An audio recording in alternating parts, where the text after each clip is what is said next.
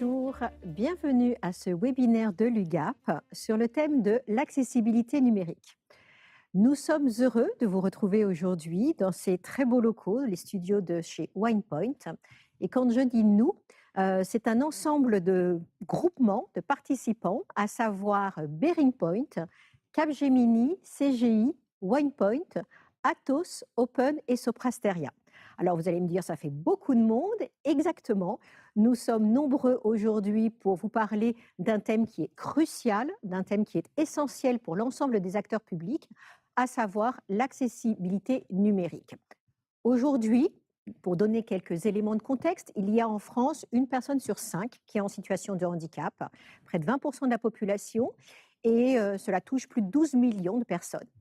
Ces personnes, ce sont des citoyens comme vous, comme moi, qui ont besoin d'utiliser les services publics et notamment d'être accompagnés parfois pour une utilisation optimale de ces services publics. Donc aujourd'hui, nous allons collectivement, avec les experts qui sont présents, vous parler de bonnes pratiques, d'une part, vous parler également de retours d'expérience et vous donner des clés pour mieux comprendre ce sujet qui est essentiel, un enjeu phare au cœur de la transformation numérique.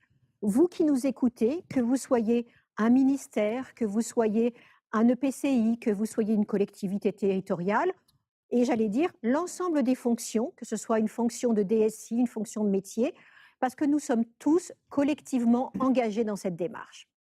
Donc, je ne suis pas seule, comme je vous le disais, et j'ai la chance d'être très bien entourée aujourd'hui. Alors, je vais commencer à mes côtés. Il y a Alexandra Groux. Alexandra qui s'occupe, qui est de la police nationale, donc c'est une invitée de marque. Nous sommes honorés, et je t'en remercie Alexandra, d'être présente aujourd'hui. Merci Alice. Voilà, donc la police nationale, le ministère de l'Intérieur, qui va nous faire un retour d'expérience unique sur la démarche d'accessibilité au sein de la police nationale. J'ai également le plaisir d'avoir autour de moi un certain nombre d'experts et également un représentant de l'UGAP. Donc Jean-Nicolas, bonjour. Bonjour Alice. Merci à l'UGAP d'organiser ce webinaire et merci à toi d'y participer. On va revenir à toi dans quelques petites secondes.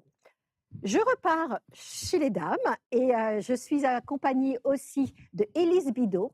Élise qui est effectivement une experte accessibilité, qui travaille chez Open. Je vous disais tout à l'heure que nous étions très nombreux. Open est sur la partie AMO-ETMA, très impliquée dans l'accessibilité. Bonjour à tous. Merci beaucoup, Élise. De notre côté, nous avons Julien Pessarossi-Langlois, qui représente Capgemini. Et puis Capgemini, avec CG et WinePoint, sont les membres du groupement qui s'occupent de tous les sujets d'AMOA. Et puis enfin, dernier petit tour de table, nous avons Amaury Carrade. Donc Amaury travaille chez BearingPoint dans ce qu'on appelle le lot, en tout cas tout ce qui est lié au conseil SI. Merci Amaury. Merci. Et bienvenue. Voilà. Donc maintenant que vous nous connaissez un petit peu plus, eh bien, on va plonger dans le cœur du sujet.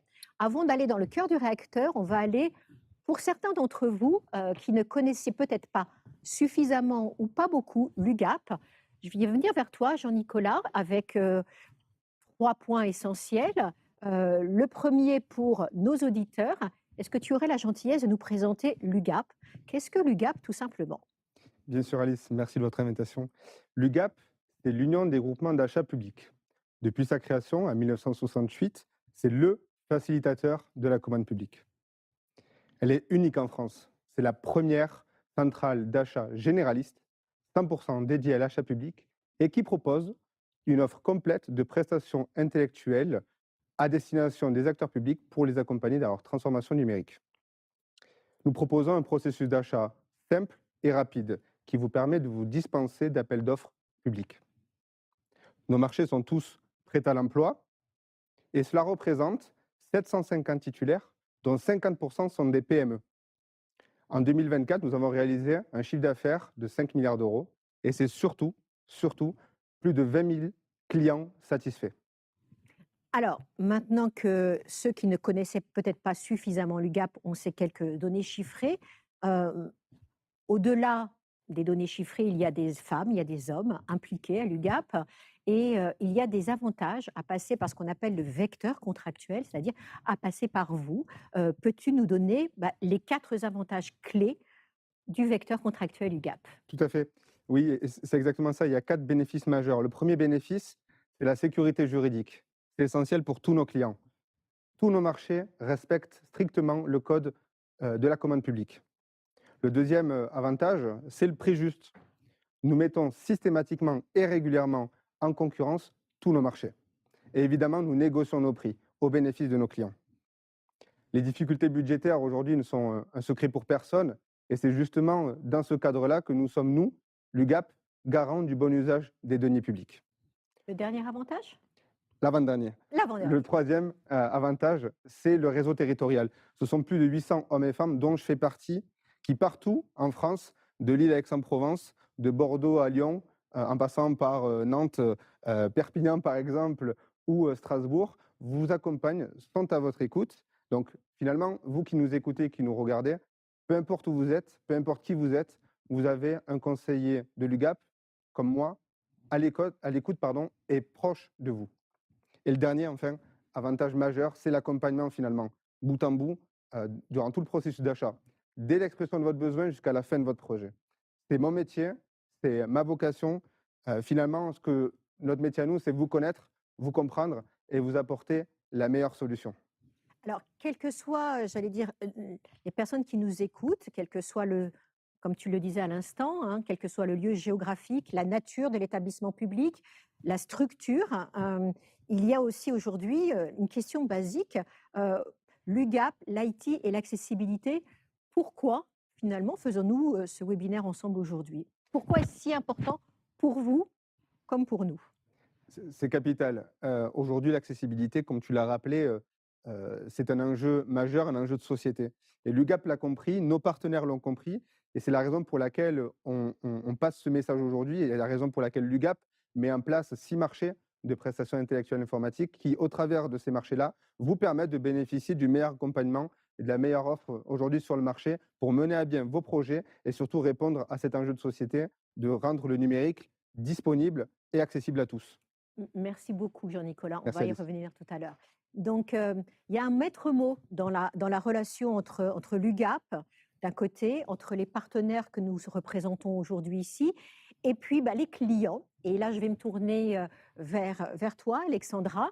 Parmi ces clients, un des clients majeurs de l'UGAP, c'est le ministère de l'Intérieur et au sein du ministère de l'Intérieur, la police nationale que tu représentes aujourd'hui et vraiment encore un immense merci. La police nationale, nous sommes tous à un degré plus ou moins proche liés à la police, parfois justement pas trop proche s'il le faut, mais en tout cas, nous avons envie d'avoir ton retour d'expérience. Peux-tu nous dire à ton niveau comment vous avez abordé au sein de la police nationale votre démarche d'accessibilité numérique? D'accord. Merci beaucoup, Alice, de me donner la parole et de profiter de l'occasion, effectivement, de vous faire part de ce retour d'expérience. Déjà, en préambule, je voudrais rappeler que la police nationale, comme toute administration, s'inscrit dans un cadre interministériel, celui du système d'information de l'État, qui est piloté par la direction interministérielle du numérique, relayée au niveau du ministère par notre propre direction du numérique. Mais tout ça, effectivement, pour dire que nous avons un cadre effectivement administratif du numérique. Et ce cadre, en fait, il nous permet de connaître le cap à atteindre. Et c'est important, effectivement, de savoir où on doit aller. Et ce cadre, il est aussi, comment dire, impulsé. Et ça représente aussi pour nous une opportunité, finalement, de se saisir à la fois, bien évidemment, de ce sujet, mais avec des choses très concrètes, des outils qui sont mis à notre disposition par la direction interministérielle du numérique ou la direction du numérique du ministère, autour de financement, de formation et d'outils très pratiques pour vérifier la mise en œuvre de l'accessibilité dans nos services numériques. Alors, le mot certains connaissent d'ailleurs mieux la direction interministérielle sous le nom de DINUM, parce que c'est un acronyme qui commence à être connu. Tu nous disais effectivement que vous avez mis en place de la formation, vous avez mis en place de la sensibilisation, de l'accompagnement. J'allais dire concrètement, en termes humains, ça signifiait quoi? Alors concrètement, la police nationale a dû aussi se fixer un objectif, hein. Voilà, c'est-à-dire qu'on avait ce cadre interministériel qu'il a fallu ensuite décliner et donc la police nationale s'est fixé des objectifs stratégiques, Mmh. et pour les atteindre, elle a recruté déjà un référent numérique, responsable et accessibilité numérique, comment dire? Avec, une personne dont c'est le travail à temps plein. Moi, j'ai occupé cette fonction avant, mais en plus de mes fonctions actuelles. La police nationale a recruté également un UX designer, voilà, dont la préoccupation est aussi d'intégrer, l'accessibilité, dans cette approche, centrée, autour des utilisateurs.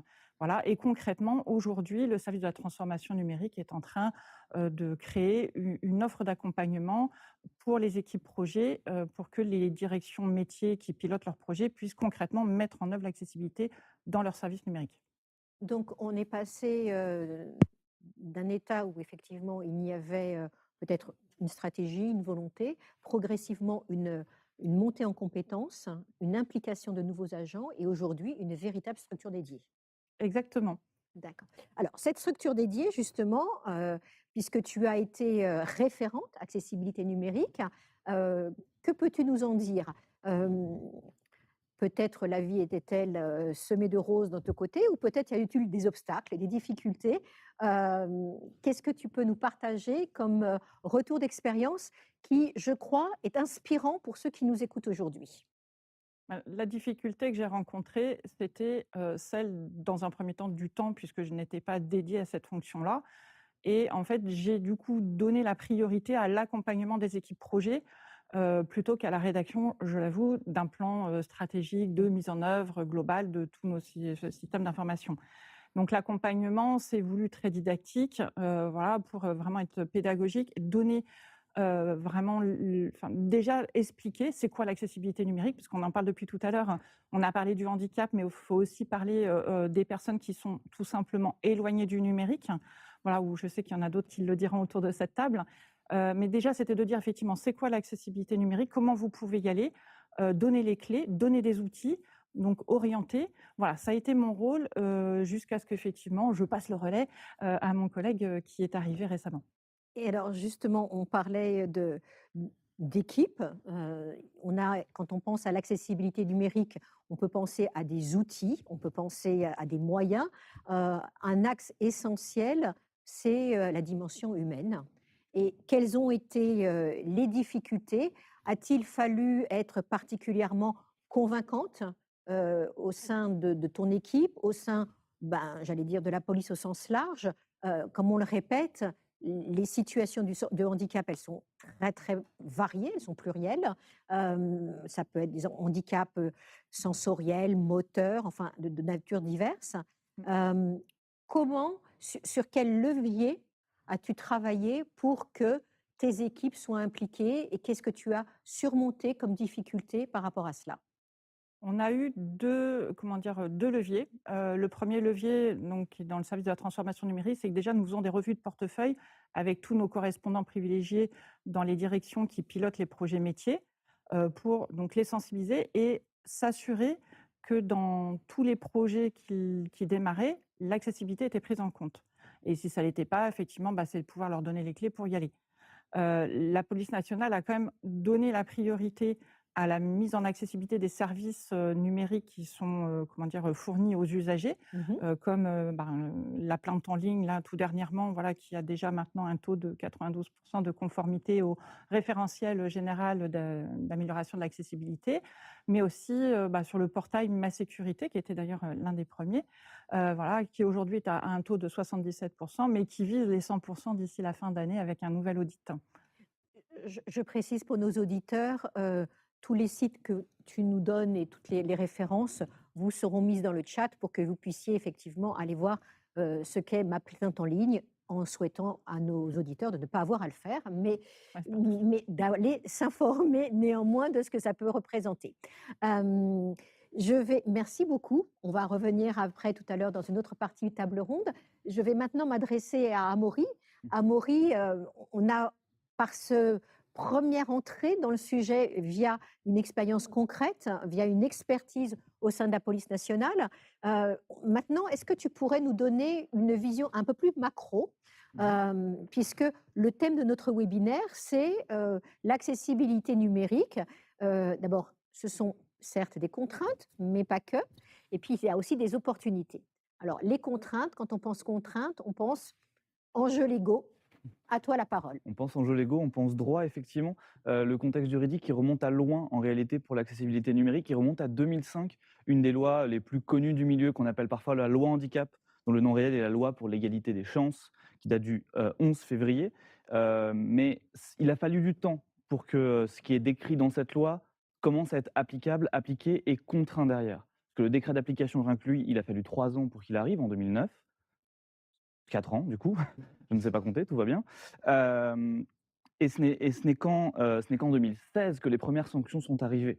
Entre-temps, le RG2A a été instauré parce qu'en 2005, la loi décrivait qu'il fallait respecter l'accessibilité, mais ce n'est pas Amaury, encore est-ce arrivé. qu'on peut signifier pour les personnes qui ne savent pas ce que ça veut dire RG2A? Bien sûr. Alors le RG2A, ça a été mentionné, tout à l'heure sous le terme de référentiel général d'amélioration de l'accessibilité.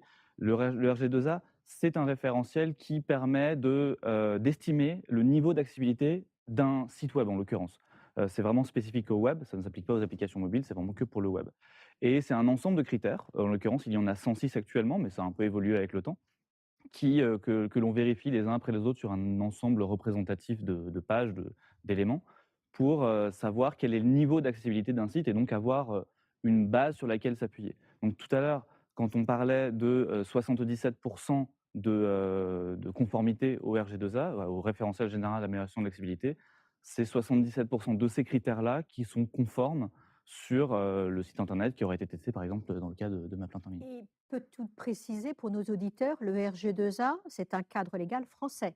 C'est tout à fait un cadre légal français. Alors, il s'appuie sur un cadre légal sur un cadre international qui est le WCAG ou WCAG parfois, mais dont il ne reprend qu'une partie des éléments seulement. En l'occurrence, les 2 premiers niveaux pour, ceux à qui ça parle ou si jamais vous voulez un petit peu approfondir le sujet.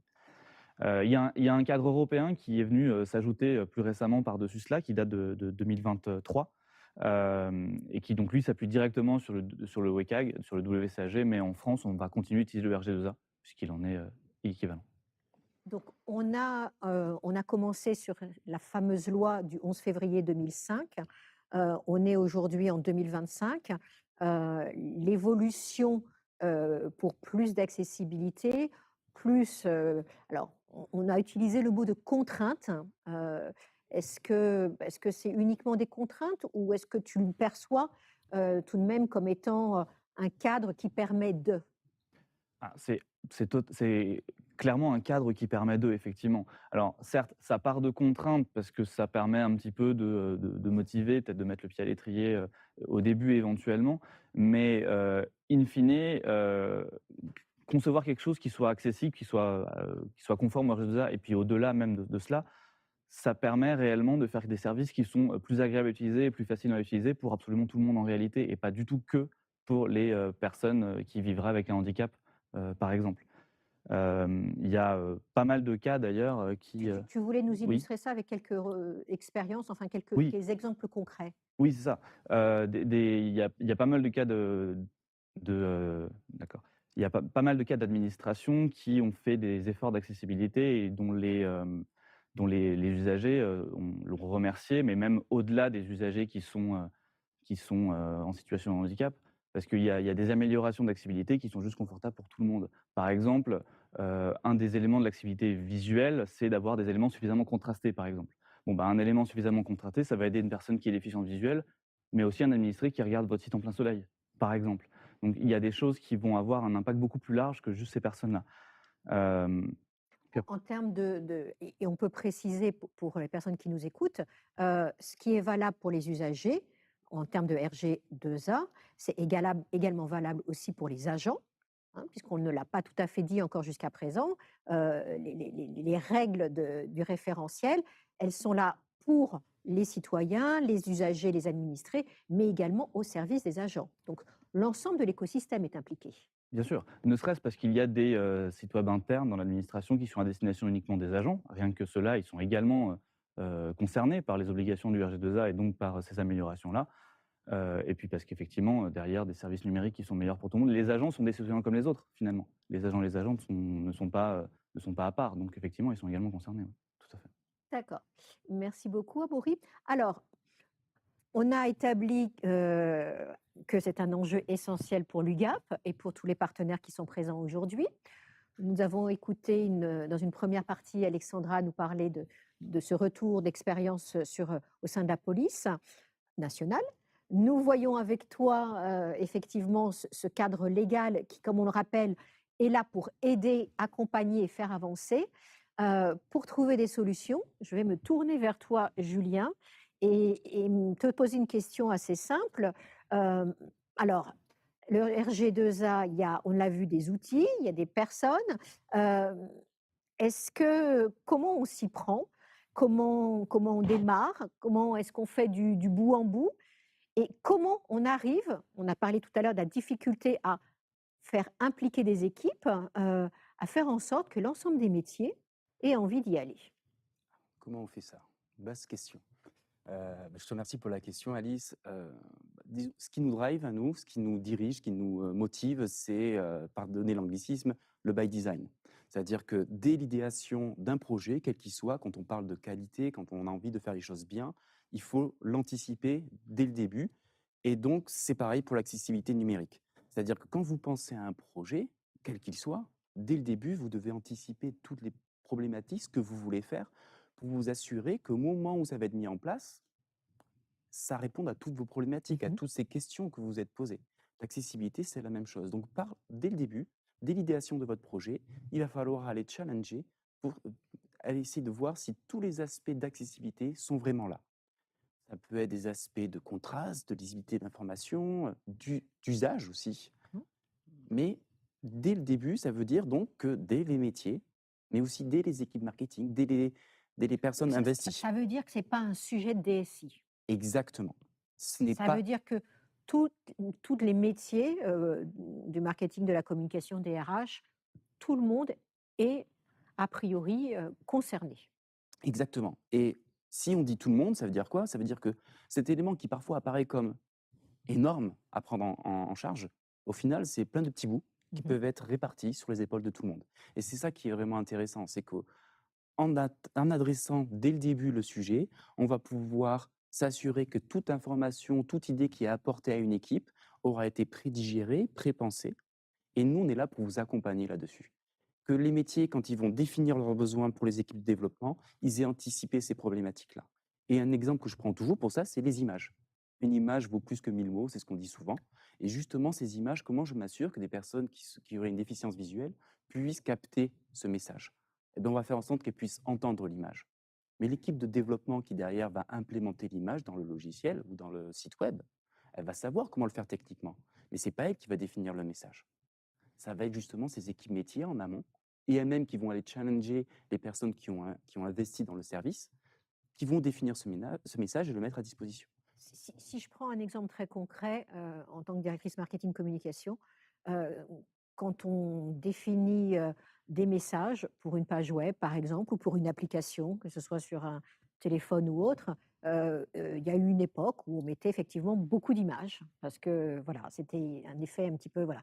Ça veut dire que, des personnes qui sont en amont doivent penser que derrière cette image, il faut que je mette quoi? Un petit descriptif?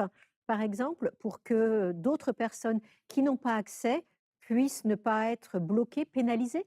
C'est ça. Donc ça peut être sur un texte qui sera invisible sur le site, mais restitué par des technologies. Ça peut être une approche, ou c'est s'assurer que le contexte direct de l'image suffise à comprendre sans l'image ce qui se passe et que l'image soit un aspect un peu plus décoratif et juste pour rendre un peu plus sexy le service. Mais c'est en amont, ça peut être aussi en aval. C'est-à-dire que dans des missions que j'ai pu faire avec certaines métropoles, je me suis retrouvé à aller sensibiliser les contributeurs, les agents dont on parlait un petit peu plus tôt. Parce que dans ces différents services qui vont être développés avec notre accompagnement à tous, notre aide, de manière à ce qu'ils respectent le RGA, et plus, parce que le RGA, c'est une bonne approche, mais si on peut aller plus loin, c'est mieux. Mais les concitoyens, ils vont avoir le service, mais comment s'assurer que tous les contenus, parce que ces contenus numériques vont vivre, restent accessibles pour eux? Mais il faut sensibiliser les contributeurs, les agents qui vont aller publier du contenu, qui vont aller mettre à jour une page d'information, qui vont aller parler d'un événement, qui vont créer des posters. Tout ça, c'est aussi notre rôle de vous accompagner pour pouvoir s'assurer que cette information reste inclusive. Donc une implication globale de nombre de partenaires. Il y a un aspect aussi, avant de lancer des applications notamment, qui est un des points de notre métier dans la transformation numérique et pour accompagner nos clients, c'est l'aspect test. Peux-tu nous en dire un peu plus sur cette dimension? Quel est le rôle finalement des testeurs dans cette démarche d'accessibilité numérique, puisqu'ils ont eux aussi, ils sont un maillon de cette chaîne? Oui, d'autant plus que le test, c'est là d'où je viens à la base, hein, donc tout ce qui est qualité logicielle, test, c'est vraiment mon ADN. Et tout l'idée de la qualité, c'est d'anticiper pour pas qu'il y ait d'anomalies, d'erreurs, de non-conformité. Mais à l'impossible, nul n'est tenu. Donc l'idée, c'est d'avoir des tests derrière qui vont pouvoir les challenger un petit peu plus loin et vérifier qu'il n'y a rien qui soit passé à travers les mailles du filet, que rien soit passé à la trappe. Donc dans notre approche en continu, les métiers sont sensibilisés, fournissent un besoin qui a été pensé accessible. Les équipes de développement et les testeurs vont aller challenger ce besoin en disant: est-ce que tu as vraiment pensé à tout? Est-ce que toi, product owner, est-ce que toi, référent métier, tu as pensé à tout? Et derrière, est-ce que moi, testeur, je suis capable de trouver le scénario qui va me permettre d'assurer qu'on a vraiment pensé à tout et que non seulement on a pensé à tout, mais que la solution, elle marche, elle fonctionne, en se basant sur le référentiel qui est le RGA. Et c'est un avantage qu'on a en France, c'est que le RGA est un référentiel qui est pensé méthodologie pour vraiment aller challenger finement ces problématiques. Et puis même aller au-delà si besoin, si on a pu, via l'accompagnement des métiers, aller au-delà de ce référentiel. Merci beaucoup, Julien. Donc, on a vu avec Amaury, effectivement, d'une part, le RG2A ne concerne que les sites web, on le répète, hein, mais l'accessibilité numérique, c'est bien au-delà uniquement des sites web. On a parlé dans ce qu'on dit en anglais les devices, mais voilà, que ce soit les téléphones, les tablettes et tous les autres supports. On voit avec toi qu'effectivement, c'est une démarche qu'on appelle UX design, enfin, en tout cas, qui est implémentée dès le début. Il est toujours plus facile de réfléchir en amont que de mettre des petites rustines quand ça ne va pas. On va dire les choses d'une manière un peu basique. Donc, ces solutions qui existent, je vais aller maintenant me tourner vers Élise. Et j'aimerais, Élise, que tu nous donnes un petit peu plus de ton éclairage sur les bénéfices. Parce que là, pour l'instant, on a parlé de contraintes. On a parlé de mettre les mains sous le capot, entre guillemets. On a testé, mais donner envie, et ça c'est un point essentiel, il y a des bénéfices. Ces solutions, elles sont là au service de ceux qui nous écoutent. Est-ce que tu peux, les 3 axes essentiels que tu pourrais partager avec nous tous? Oui, Alice. Effectivement, l'accessibilité, cette mise en place concrète de l'accessibilité, elle peut être perçue, on l'a vu, comme une vraie contrainte réglementaire, budgétaire aussi parfois, et puis technique et technologique. On a l'impression que c'est très compliqué à mettre en place.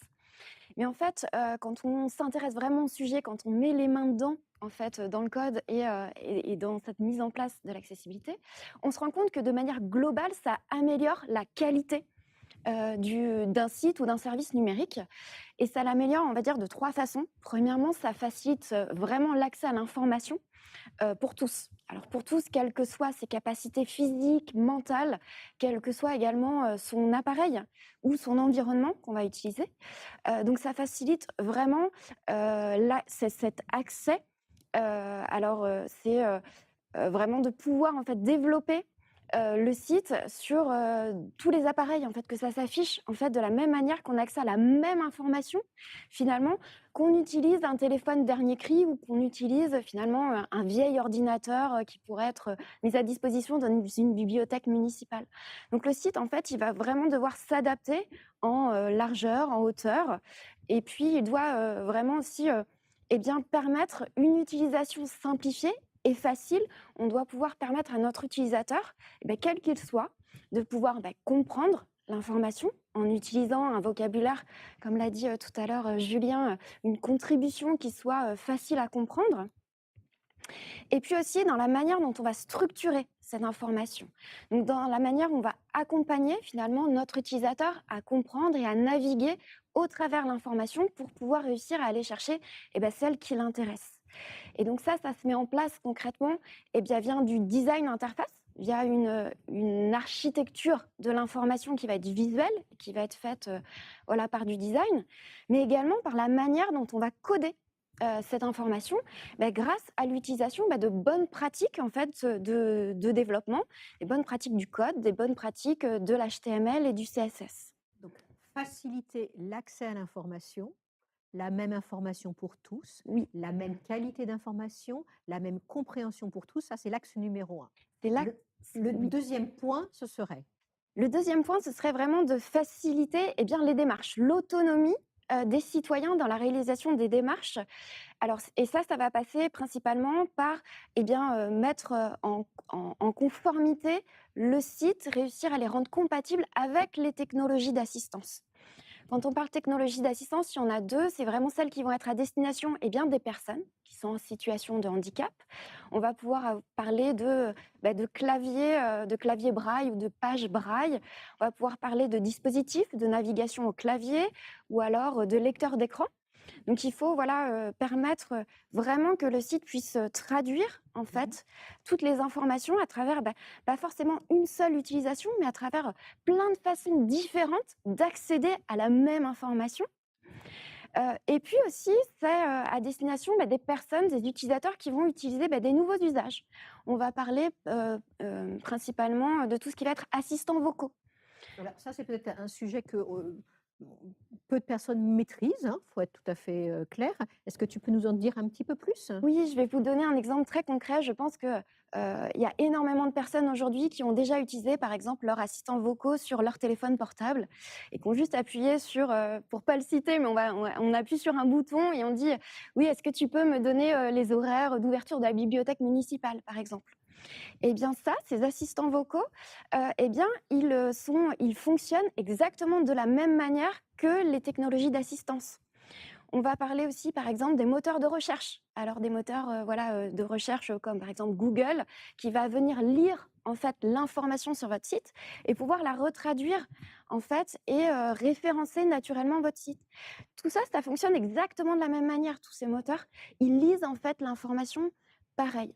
Donc, mettre en accessibilité le site pour pouvoir le traduire, le mettre à disposition des personnes en situation de handicap, finalement, ça va vous permettre aussi d'améliorer le référencement naturel et puis d'avoir un meilleur référencement SEO, en fait, des navigateurs. Et même aujourd'hui, avec l'IA, on se rend compte que les IA, elles fonctionnent un petit peu sous les mêmes principes.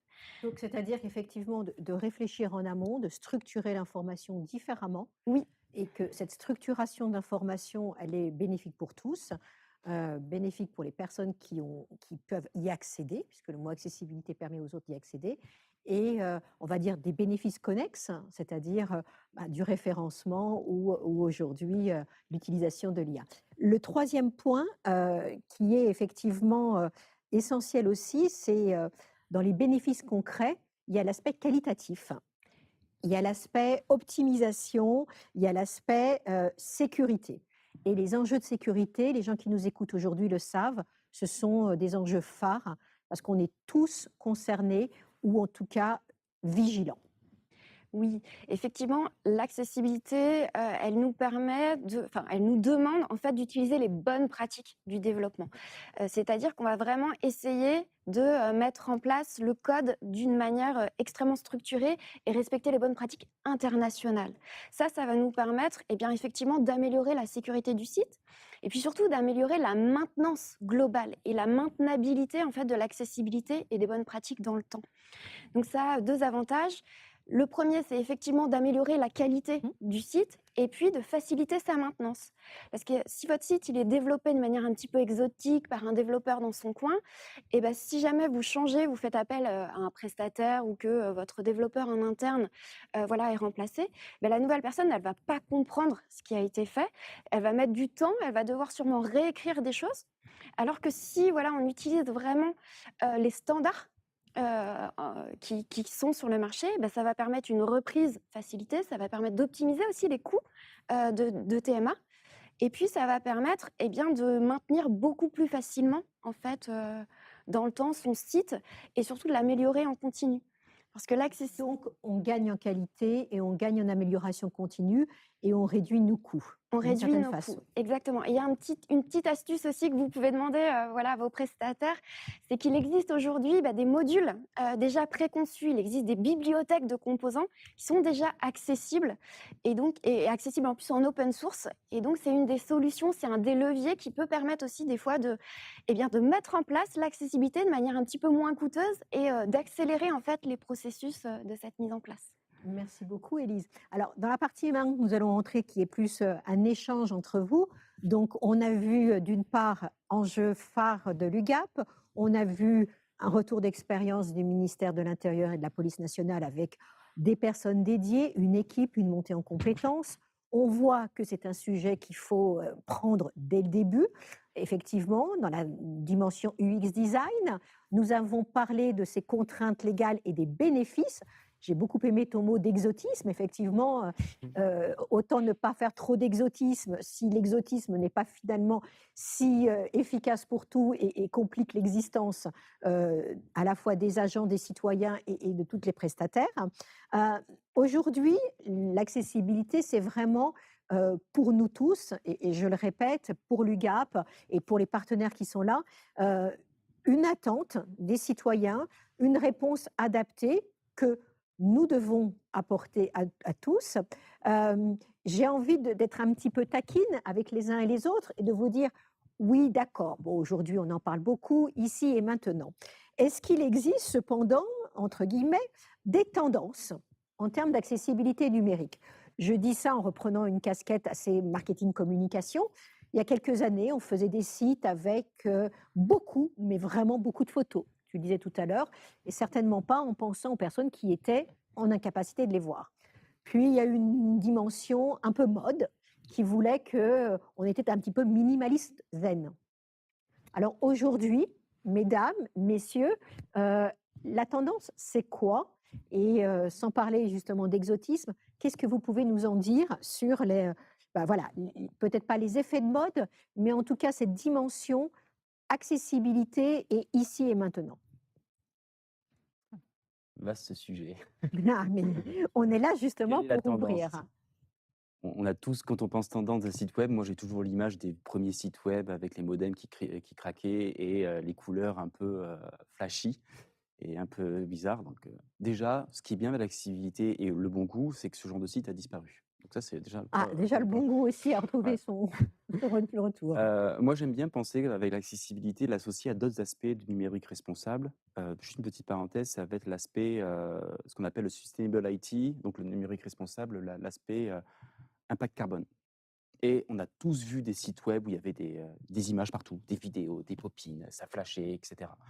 En fait, l'accessibilité, déjà, quand on voit le cadre, il y a beaucoup de choses comme ça qui ont tendance à disparaître parce que c'est soit pas accessible, soit difficilement accessible.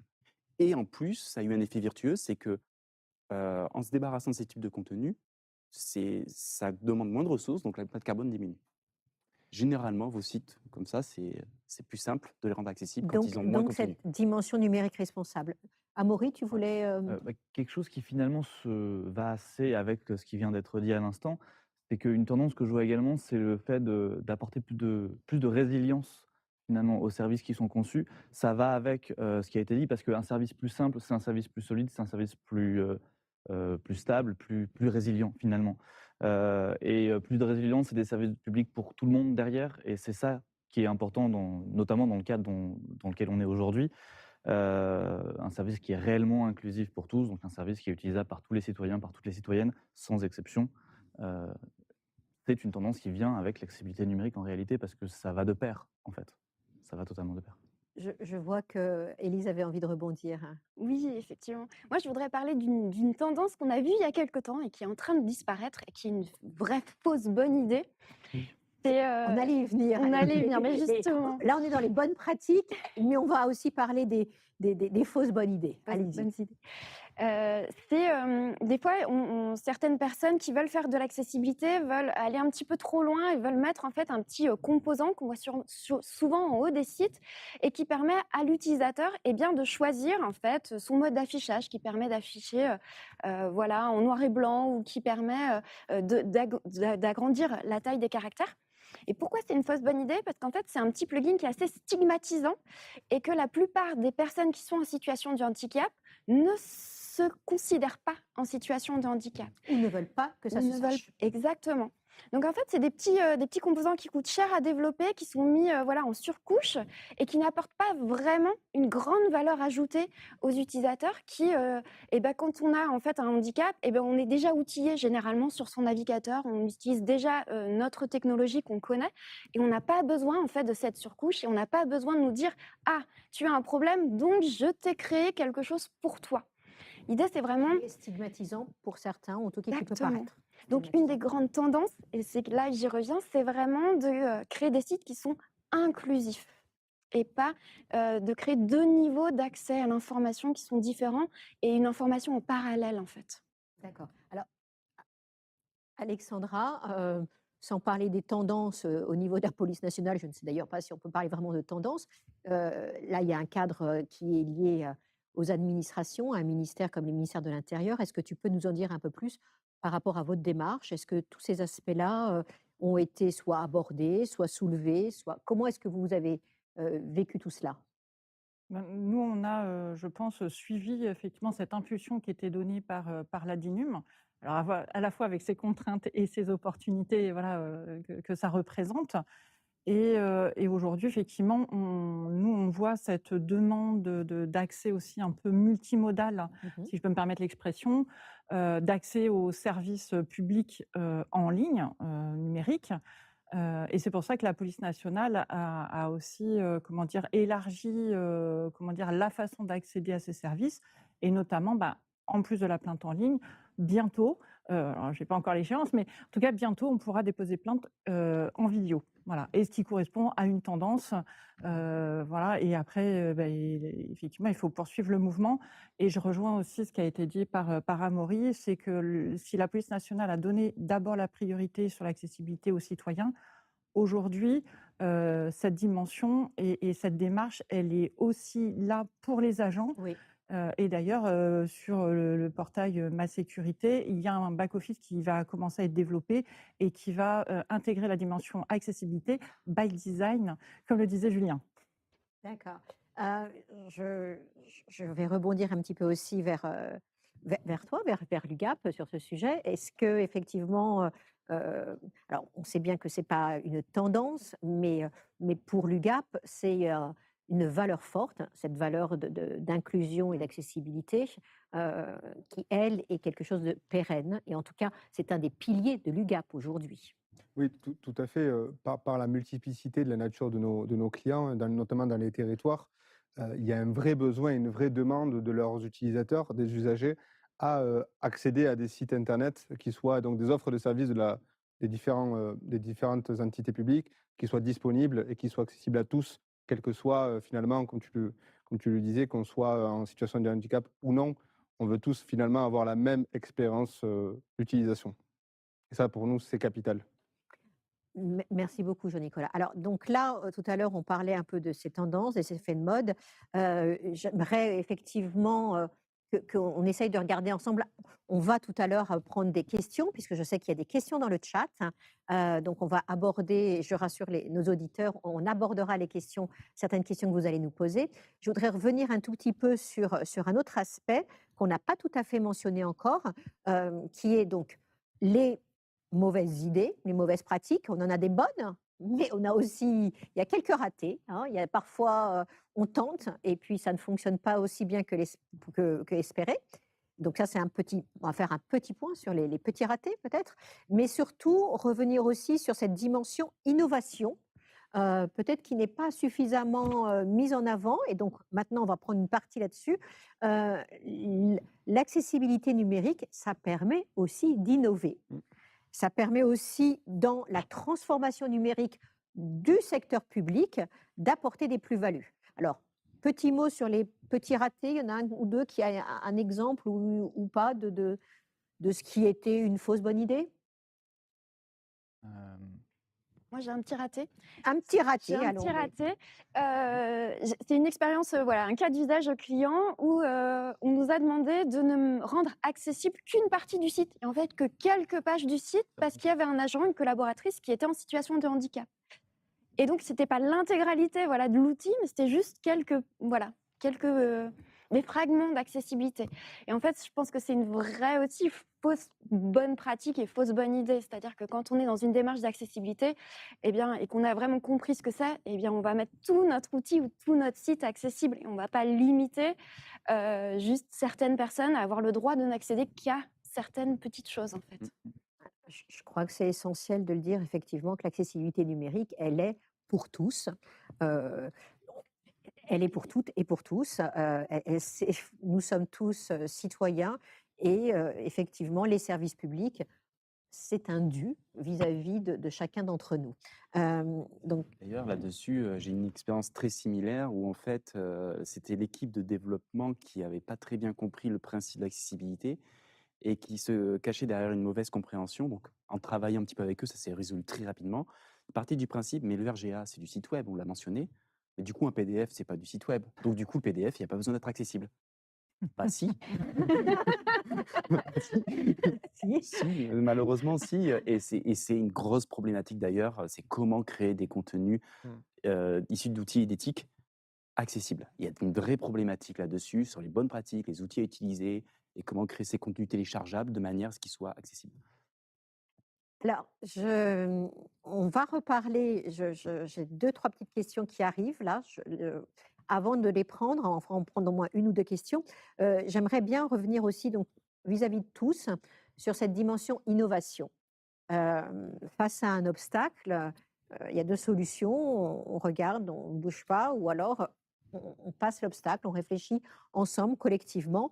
Qu'est-ce que vous voyez en termes d'aspect innovant? En quoi l'accessibilité, finalement, elle oblige peut-être à être un peu innovant?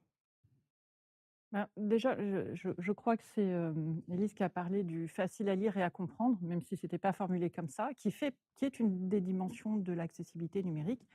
Et je crois que dans l'administration, nous avons quand même beaucoup d'expressions qui ne sont pas forcément évidentes à comprendre pour le citoyen. On a quand même beaucoup de jargon. Oui. Et effectivement, je pense que une des choses sur lesquelles ça va nous permettre, je ne sais pas si c'est de l'innovation, mais de l'innovation métier quand même. Oui, Enfin, oui, ça oui, fait oui, partie oui. de la transformation des métiers, parce que la transformation numérique, c'est quand même ça. C'est pas que de la technologie, c'est la modification profonde de nos métiers.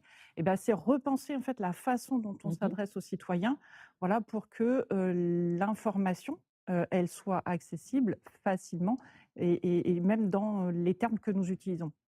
Oui, dans le vocabulaire, effectivement, qu'il n'y ait pas on va dire une stigmatisation ou un empêchement. Voilà.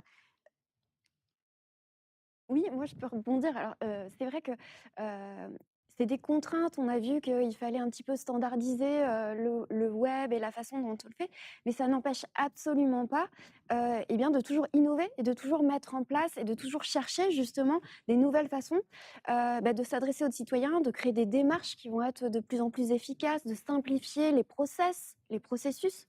Parce qu'effectivement, si vous avez une démarche en ligne à faire qui est extrêmement compliquée, où on demande beaucoup, beaucoup de choses aux citoyens, eh ben, il va perdre en autonomie. Il va avoir peur, il va se Ou lasser. alors il va se lasser. Voilà. Et je peux citer devant tout le monde un dimanche après-midi, avoir passé 3h40 pour essayer de faire une démarche administrative qui, in fine, n'est pas faite et où j'ai dû me déplacer. Et c'est effectivement frustrant, au-delà de tout, de passer un temps comme ça. Donc, effectivement, c'est aider l'ensemble des citoyens par rapport à cette facilitation. Cette facilitation, et c'est simplifier aussi les démarches en fait de l'administration. Voilà, c'est pas juste, on va pas juste copier la démarche qui existe pour pouvoir la mettre en place numériquement. Il y a toute une réflexion aussi à se dire comment je peux faciliter finalement eh bien, tous mes process, même en interne chez moi. En fait, c'est pas que toujours à destination des citoyens, ça peut être aussi à destination de nos agents. Faciliter le travail des agents pour rendre les équipes beaucoup plus efficientes. Alors, quand on parle des agents, on va répéter encore et encore, que ce soit des ministères, que ce soit des collectivités territoriales, qu'il s'agisse de PCI, qu'il s'agisse enfin, de toute structure, ce que nous disons là sur l'accessibilité, est valable pour tous les acteurs publics au sens large. Alors, dans les questions qui nous sont posées dans le chat, certaines parlent des extensions.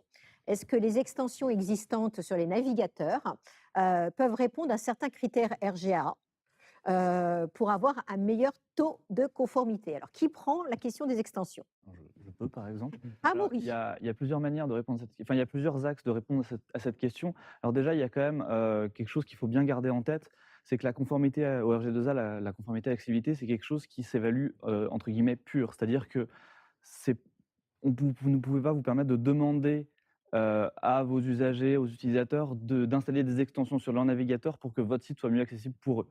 C'est pas dans ce sens-là que ça marche. Ça marche plutôt dans un sens d'une démarche qui doit être inclusive, où on s'arrange pour que tout le monde puisse utiliser le site web de manière correcte, de manière normale, quel que soit leur outillage. Une autre manière d'interpréter la question, éventuellement, ça peut être si des extensions navigateurs peuvent exister pour aider à rendre accessible un site pour les équipes techniques.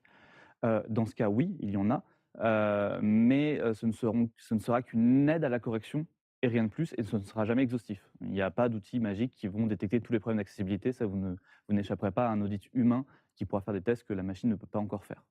Donc, pour les usagers, non. Pour les développeurs, en partie. Alors, une question sur comment l'UGAP choisit-elle les éditeurs de logiciels? Y a-t-il une exigence dans les solutions numériques proposées? Je me tourne vers un représentant de l'UGAP pour répondre à cette question. Avec plaisir. Et d'abord, merci d'avoir posé cette question. Alors, l'UGAP a un avantage majeur, c'est qu'elle vous permet aujourd'hui de disposer d'une bibliothèque qui est la plus élargie aujourd'hui en France pour une centrale d'achat public d'un certain nombre de solutions de logiciels. Ce marché se nomme multi-éditeur et vous pourrez trouver tout ce catalogue, cette bibliothèque accessible en ligne sur notre site ugap.fr. Aujourd'hui, il n'y a pas d'exigence majeure à ce que les solutions que l'on met à disposition, donc les solutions logicielles qu'on met à disposition de nos clients, soient conformes à 100% au RG2A. Toutefois, évidemment, quand on les choisit, il faut que le logiciel réponde tout d'abord à un besoin de nos clients. C'est quand même l'essentiel. Et puis la deuxième réponse à cette question, c'est que dans la bibliothèque de solutions logicielles que l'on propose, évidemment, si votre solution offre un avantage par rapport à d'autres en termes de performance, d'accessibilité, ce sera complètement différenciant. Merci Jean-Nicolas. Alors, on a un autre point qui remonte dans le chat, qui est lié à la dimension open source. Le partage des liens, les technologies spécifiques. Y a-t-il des technologies spécifiques? Qui prend la main sur cette... Julien, tu as envie? Je peux déjà dire un mot sur si l'open source, c'est savoir comment développer un site accessible.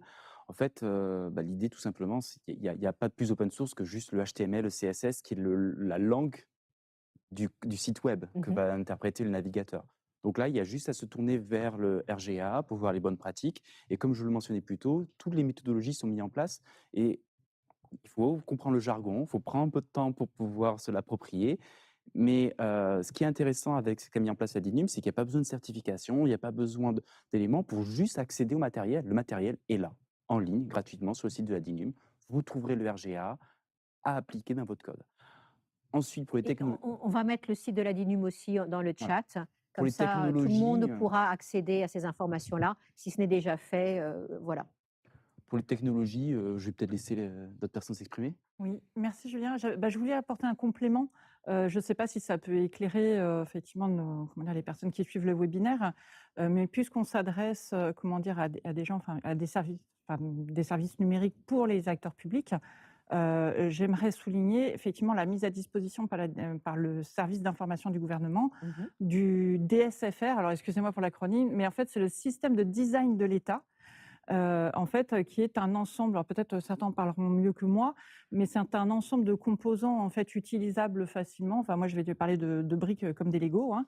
En gros, pour justement créer un site avec des codes qui répondent déjà au code visuel de l'administration et qui embarquent nativement comment dire, des critères de l'accessibilité. C'est pas 100 bien sûr conforme, au RGA, mais déjà il y a des choses de Mais base. Donc déjà, il y a alors des briques ou en tout cas des éléments qui facilitent, pour, bah, les ministères. Est-ce que c'est quelque chose qui est propre, au ministère de l'intérieur ou c'est cross ministère, on va dire? exactement, c'est pour toutes les administrations. En fait, D'accord, ça permet de dire, en tout cas pour les services qui sont rendus aux usagers: «Vous êtes sur un service étatique». Voilà. d'accord. Déjà, c'est d'ailleurs pour ça que c'est le service de l'information du gouvernement qui l'a développé.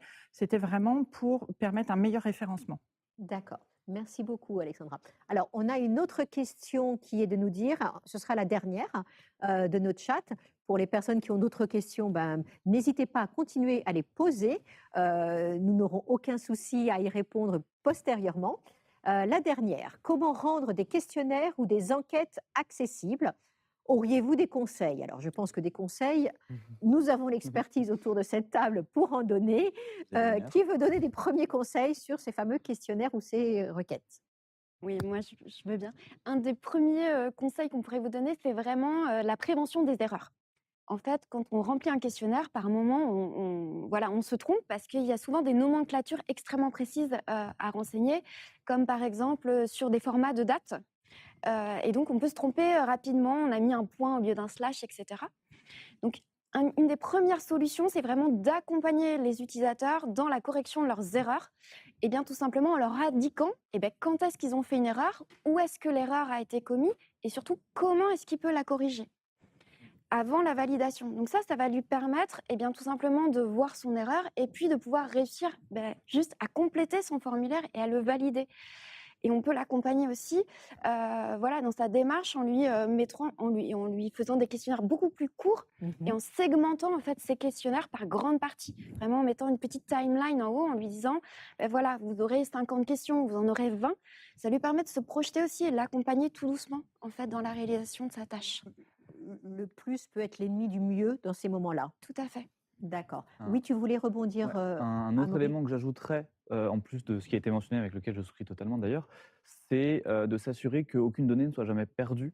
Par exemple, s'il y a une erreur, ne pas se retrouver face à un formulaire totalement vide ou, ce genre de choses. Ce qui frustre Il est frustrant, ce tout qui le monde frustre tout le reconnaît. monde, mais ce qui peut être extrêmement bloquant pour des personnes qui ont besoin, par exemple, de beaucoup de temps pour remplir les formulaires parce qu'elles tapent moins vite pour diverses raisons, et peu importe finalement ces raisons, hein, c'est pas le sujet.